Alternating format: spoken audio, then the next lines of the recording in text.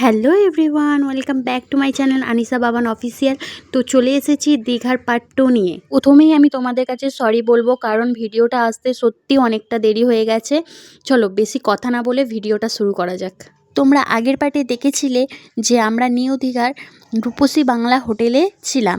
তো যারা যারা আগের ভিডিও দেখোনি তাদের জন্য আমি ডেসক্রিপশানে লিঙ্ক দিয়ে দিলাম, অবশ্যই ভিডিওটা দেখে এসো। ওল্ড দীঘাতে গিয়ে আমরা ছিলাম এম স্কোয়ার হোটেলে, যেটা বাইরে থেকে ঠিক এমন দেখায়, আর ভিতরে রিসেপশান আছে, যেখানে সুন্দর একটা অ্যাকোরিয়াম আছে, বসার মতো অনেক জায়গা আছে। যতক্ষণ না তোমাদের রুম ক্লিন হচ্ছে ততক্ষণ তোমরা এখানে বসে ওয়েট করতে পারো। আর যদি বলি ওয়াইফাই সুবিধার কথা, তাহলে তোমরা রিসেপশানে ওয়াইফাই সুবিধা পাবে, বাট রুমে কোনো ওয়াইফাই সুবিধা পাবে না। চলো তোমাদের এবার আমি রুমটা দেখিয়ে দিই। আমাদের রুমটা কিন্তু তখনও ক্লিন হয়নি, ক্লিন হয়ে গেলে তোমাদের দেখাচ্ছি। আমাদের রুমটা ক্লিন করা হয়ে গেছে, চলো তোমাদের রুমটা দেখিয়ে দিই। আমাদের রুমে ছিল একটি কিং সাইজ বেড, ছিল সোফা, টি টেবিল, আর ছিল একটা কাভার্ড।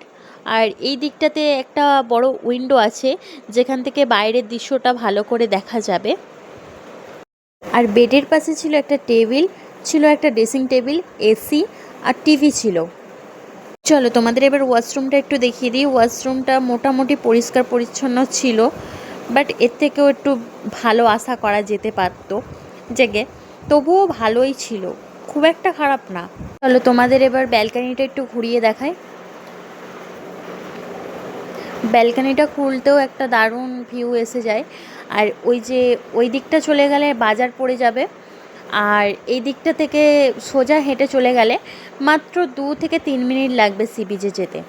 আমি হোটেলের ম্যানেজারের সাথে কথা বলেছিলাম, বাট ওনারা কোনো ইন্টারভিউ দিতে রাজি হয়নি। তো আমি হোটেলের নাম্বার সহ সমস্ত ডিটেলস ডেসক্রিপশান বক্সে দিয়ে দিলাম, তোমরা চাইলে দেখে আসতে পারো। এই ভিডিওটা হচ্ছে দীঘা ভিডিওর সেকেন্ড পার্ট। থার্ড পার্ট দেখার জন্য অবশ্যই চ্যানেলটাকে সাবস্ক্রাইব করে রাখবে। আজকের ভিডিওটা এতটুকুই। ভিডিও ভালো লাগলে like, comment, share and subscribe করতে ভুলো না। বাই।